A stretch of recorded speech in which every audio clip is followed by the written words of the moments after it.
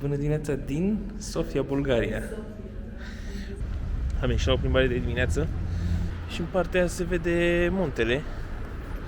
Este și o pârtie de schi aici, aproape, Vitoșa. Deci fac reclama Circul Balkanski. E circul în oraș. Ce interesant. Unde am ajuns? Mamă, Doamne, cum arată! Deci această clădire a fost construită în secolul IV ca și locație pentru băile romane. Și aici avem unul dintre simbolurile Sofiei, Catedrala Alexandru Nevski, și statuia Sfintei Sofia mai de aproape. Aici o imagine de colecție, acolo sunt două doamne pe balcon. Bună dimineața! Nu știi să ieși din bloc? Bună dimineața din Sofia, Bulgaria. Uite, apeși pe butonașul mic de acolo și împingi. Hai. În bănănuț. Rămâne blocată în bloc, hă? Da. Și interfonul. Ieșim la o plimbare de dimineață. Prietenul nostru Luis doarme. În dreapta trebuie să luăm baby. După cum vă spuneam, am ieșit la o plimbare de dimineață. Prietenul nostru Luis doarme, că el lucrează de noapte. Și noi mergem la o plimbare spre centru, apoi îi dăm spre casă, că este ultima noastră zi de concediu, practic. Da. Din acest road trip. Am mai fost în Sofia acum 8 ani sau 9 ani? 8 ani cred că sunt. Dar tot așa, într-o vizită scurtă la Luis. Nu am apucat să o explorăm prea mult. Nici de data asta nu apucăm. Dar luăm așa un pic pulsul orașului. Aici avem mall-ul din Sofia. Și în partea aia se vede muntele. Este și o pârtie de schi aici, aproape, Vitoșa. Vitoșa, da, Da.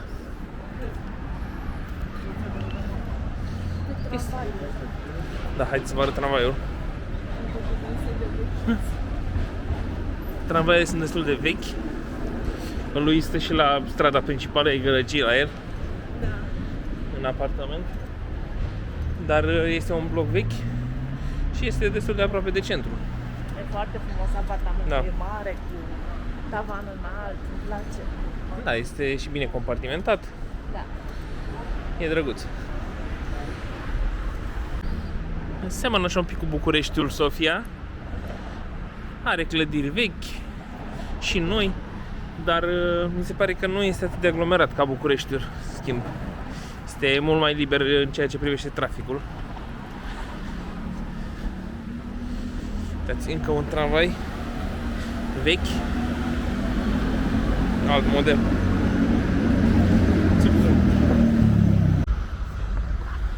Da, sunt clădiri vechi în centru. Aici avem și un parculeț. Nu foarte îngrijit. Da, nu știu. Nu. Îmi aduc aminte că era asemănător cu Bucureștiul, dar Da, bulevardele sunt late. Sunt clădiri vechi și noi amestecate așa, dar Se vede centrul vechi. se vede centrul vechi, cum este, că nu mai mi-aduc aminte foarte bine. Știu că este o bisericuță frumoasă. Da, Alexander Nevski, parcă, nu? Cea cu acoperișul bleu, nu? Da. Verde, bleu. Da, o să mergem Și acolo. un parc acolo, unde mai vedeți, vedem, vă filmăm. Da. Dar așa nu este, să zic, na, foarte îngrijit. Și străzile sunt pline de gropi. Da. Am fost să parchez mașina un pic mai departe de blocul lui Luis și era plin de gropi.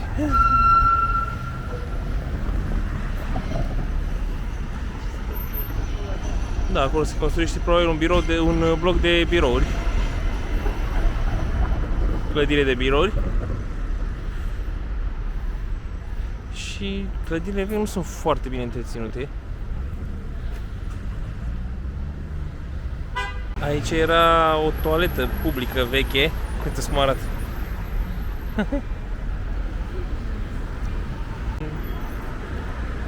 O mașiniță de asta mică, un fel de tuk-tuk. Două sunt, da. Da, sunt. Fac reclamă la ceva din câte văd că au difuzare pe ele. Uite și un tramvai mai nou. Fac reclamă la ceva. Se trezește și orașul la viață. Dar de tot mi se pare aglomerat ca și trafic. Deci fac reclama la Circul Balkanski. E circul în oraș. Se plimbă cu ele prin oraș și fac reclamă, ia uitați. Aici avem una dintre bisericile impunătoare din oraș. Sfânta Nedelia, este o biserică catolică. Arată destul de interesant. Deci ce ziduri are.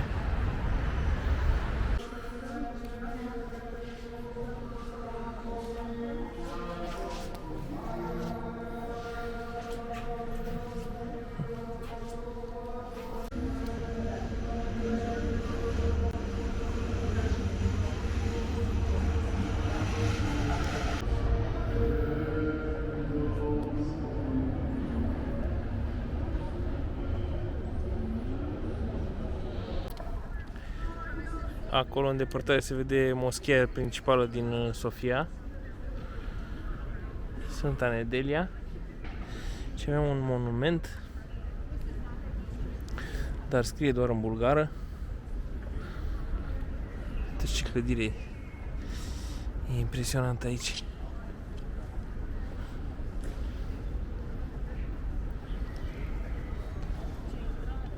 Da, intrarea și ușa sunt impresionante și ferestrele sus, uite ce picturi au, dar nu se mai văd de copaci. Tot ceva legat de biserică, dar văd că sunt magazine la parter. Da, sunt sfinți acolo desenați, dar la parter sunt magazine de haine. Da. Deci aici avem Facultatea de Teologie a Universității din Sofia. De aceea au sfinți pictați pe pereți aici deasupra la ferestre. Da, impresionantă clădirea.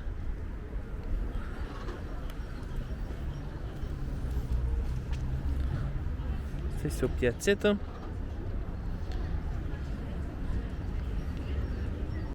Aici avem clădirea tribunalului din Sofia și un tramvai din ăsta vechi. Ce sunt doi lei care se uită unul într-o parte, unul într-o parte, în lateralele tribunalului. Și am intrat într-un vechi complex comercial.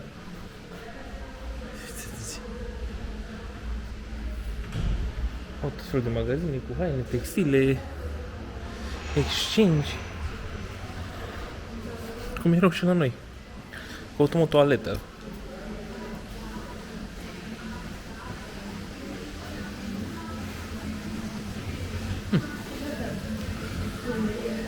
Da.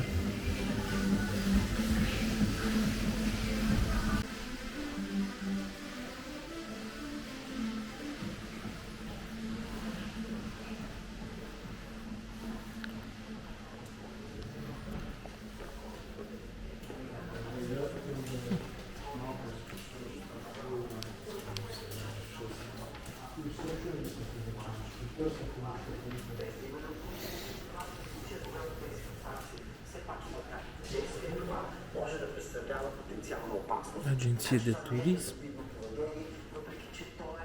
Ceasuri.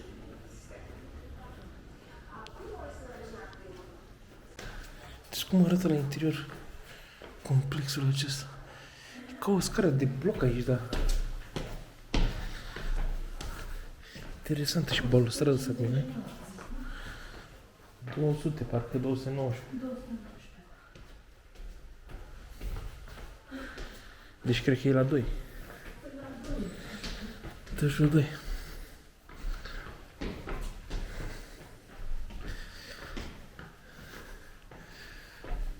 este din lemn.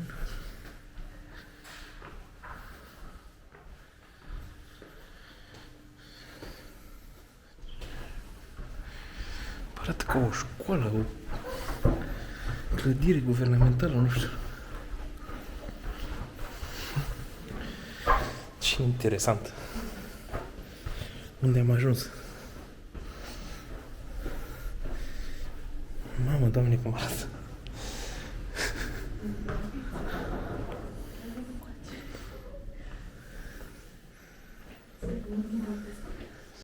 Ce este imaginea din spate, între clădiri? Și aici sunt mai multe uși. De ce arată tare ciudat? Taxa 50 de tutenski. Doamne, ce ciudat e. O clădire uitată. Deci citesc cum arată. Sunt toalete din astea turcești. Și aici e o gaură care dă între toaleta bărbaților și toaleta femeilor. Da, nu știu ce a fost spital, ce-a fi fost, că avem, sunt și băncuțe de așteptare în fața ușilor. Nu e, mă, că sunt băncuțe în fața ăstora și sunt numerate alea. Cred că a fost ceva clădire guvernamentală sau... Mie seamănă la spital, la cabinete. Da, da, acum de... Da, de ochelari pot fi, de... Calorifer cu un singur element.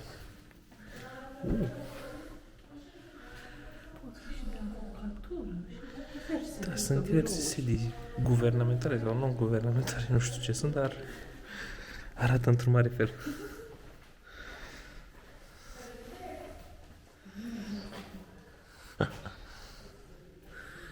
Și oamenii așteaptă pe la uși pe aici, nu știu ce caută, întreabă unii pe alții.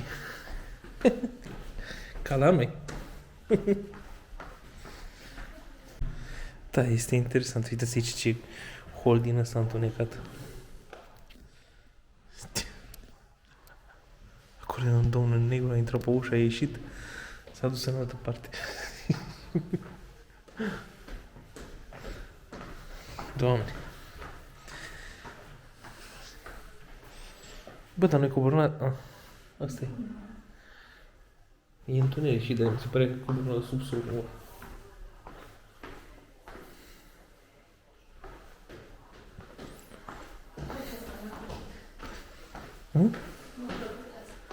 Ți-a plăcut, a? Să explorăm clădiri abandonate, clădiri din astea vechi. Sunt poze cu oamenii decedați aici. Tradiția lor, da. Multe bisericuțe și mănăstiri, mici, mari.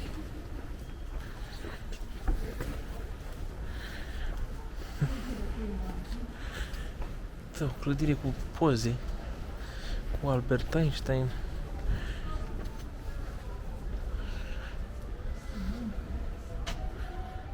Și cu citate Simon Perez.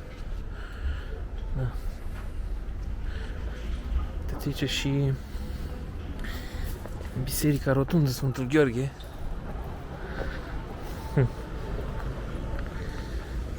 Arată interesant. Da, pare vechi, da?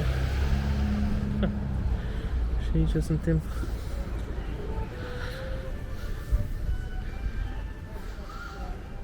Deci această clădire a fost construită în secolul IV ca și locație pentru băile romane. Apoi a devenit biserică în interiorul orașului Serdica, capitala Daciei Mediteraneene, în timpul Imperiului Roman și Bizantin. Avem și o icoană cu Sfântul Gheorghe acolo deasupra.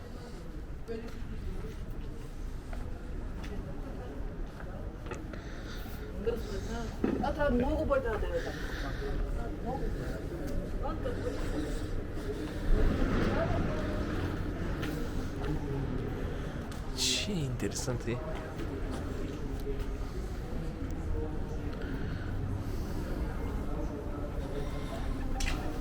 Este slujbă.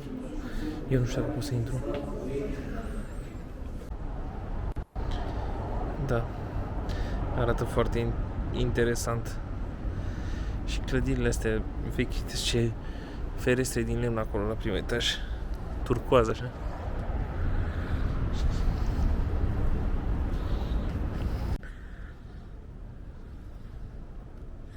Deci aici în spate sunt ruinele probabil fostelor băi romane, se văd niște urme de coloane. Deci aici avem un punct mai bun din care se văd zidurile vechi.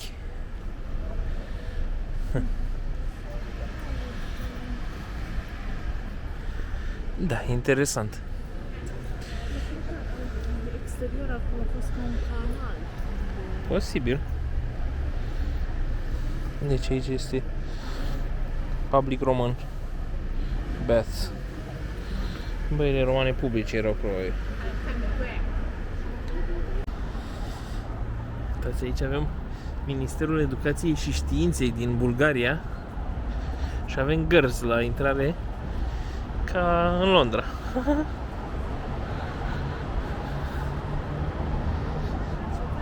Clădire. Da. Aici avem Institutul Arheologic Național al Bulgariei și au un fel de expoziție cu vechi coloane romane, din câte văd eu aici, și arme din Bulgaria, vase, tot felul de chestii. Dar nu știu, se poate vizita. Este și muzeu. Deci probabil se poate vizita, dar noi nu avem timp.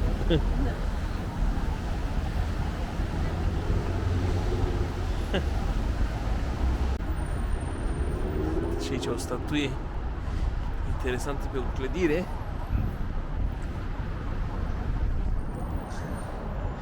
Și un bulevard mai mare. Grand Hotel Bulgaria. În fața acolo. Aici avem Banca Națională a Bulgariei. Clădire mare. Față avem un parculeț.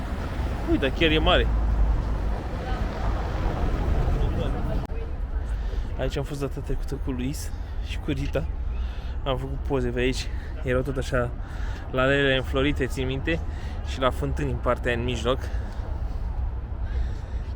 Este un parculeț din centrul orașului.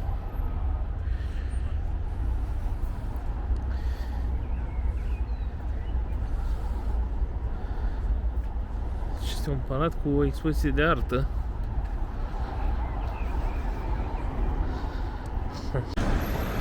Țop. Uitați aici ce visteria mare. S-a urcat în copacul acesta și aici s-a urcat pe clădire. Uitați. Ce tare.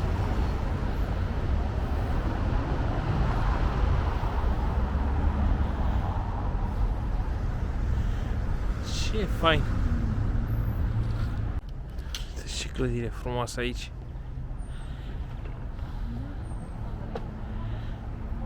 Da, centrul este mult mai frumos decât zona prin care am venit noi. Bine, dar peste tot de altfel, cred că... Da, adică peste tot e mai îngrijit în centru decât pe laterale. Dar arată interesant. Da, sunt multe, da, sunt clădiri instituționale, ambasade, diverse ministere. Aici lângă, uite, sunt blocurile astea urâte. Încă nu sunt chiar așa. Merg. Da. Și aici avem unul dintre simbolurile Sofiei, Catedrala Alexandru Nevski, care este una dintre cele mai mari biserici creștine din lume, ca volum, în primele 50, și până în anul 2000 era cea mai mare catedrală ortodoxă terminată din lume. Aici are sediul Patriarhia Bulgariei și șeful Patriarhiei Bulgariei este tot un Preafericit Daniel, ca și la noi, Preafericitul Daniel al Bulgariei. A fost finalizată în 1912 și a fost începută construcția sa în 1882. Este impresionantă. Pot încăpea 5.000 de oameni în interior. Are o înălțime de 53 de metri până în vârf, acolo în turnul clopotului. Și da, este verde cu auriu și alb la exterior. Aici sunt diversi vânzători de suveniruri, tablouri, gablonțuri, magneți. Dar noi avem deja.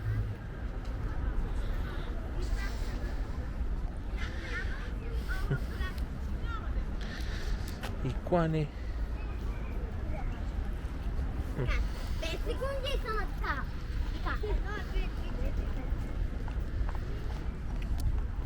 Ia uitați ce de turiști. E plin. Și tot ies copii, da, elevi de la școală. Nemți? Da, erau nemți, grupul, am zis deja. Să vedem ce mai au. Ce naționalități mai vizitează? Bulgaria, Sofia. Cred că sunt din toată lumea, ăștia sunt copii de la ei probabil, venit în excursie.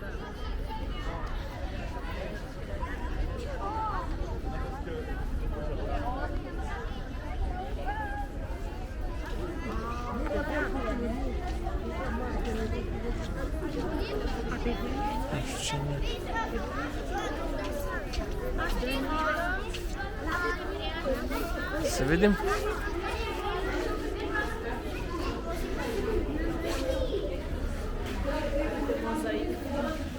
Sunt mozaicuri pe tavan aici. Și ușile din lemn sunt impresionante. Să vedem dacă pot să intru și eu.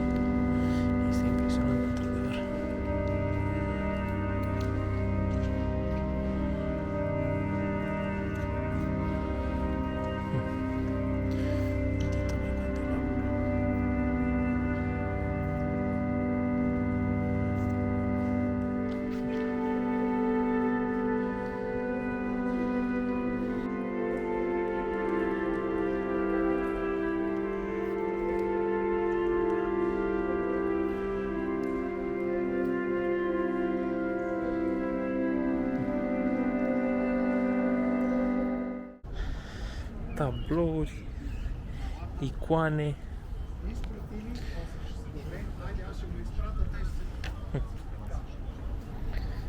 Deci aici avem icoane. Acolo cred că niște vechituri. Ce frumos e asta pe sforță. E o bucată de lemn. A, da, pe lemn.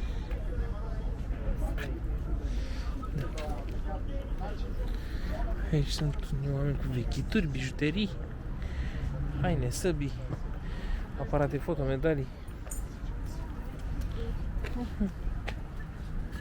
Aici avem catedrala Sfântului Nicolae Rătăcitorul. Este impresionantă și aceasta. Multe biserici în Sofia. Și aici avem un restaurant rusesc. Prima dată când văd un restaurant rusesc, n-am mai văzut până acum.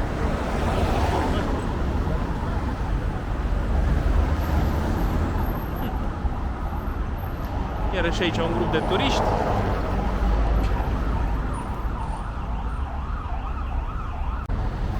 Aici o imagine de colecție. Acolo sunt două doamne pe balcon. În fine, a mai rămas una acum, care fumează pe balcon lângă visteria aceea.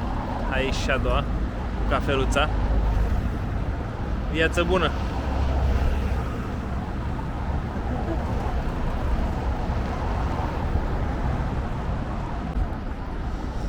Și aici în față o avem pe Sfânta Sofia, apărătoarea Bulgariei.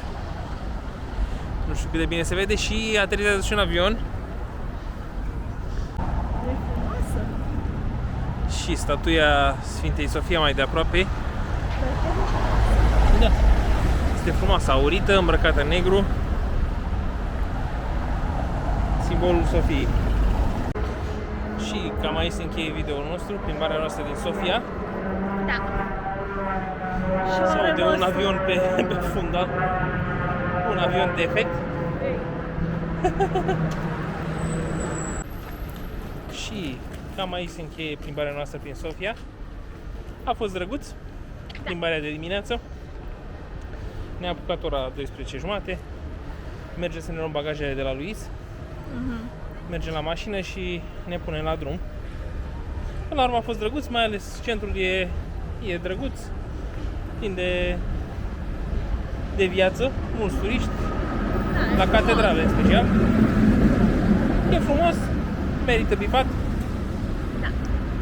Și na, sperăm că v-a plăcut. Spuneți-ne dacă ați fost aici. Dați un like, un share dacă se poate. Dacă se poate, da. Noi ne ajută foarte mult. Da. Și un comentariu. Da, vă așteptăm în comentarii cu păreri. Și vă mulțumim pentru vizionare Mulțumim! și ne vedem în video următor. Ciao! Ciao!